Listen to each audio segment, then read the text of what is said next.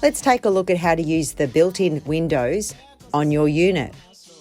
These windows operate the same way whether they are in one of our pod campers, a hybrid caravan, or built into the body of some of our camper trailers.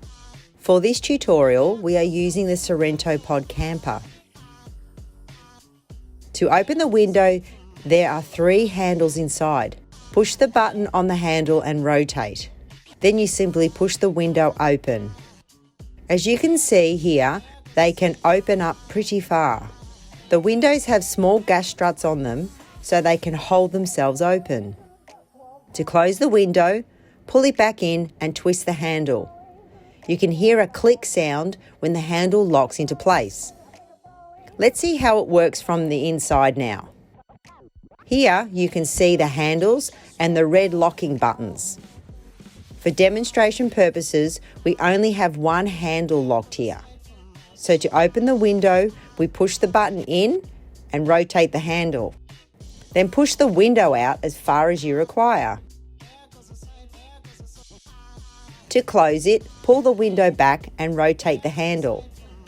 The button will pop back out with a click so you know it is locked. These windows are also fitted with 2 screen panels on them, one fly screen and one block-out blind.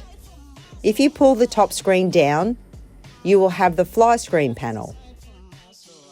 This is perfect for keeping bugs out while you get some rest, while still allowing good airflow.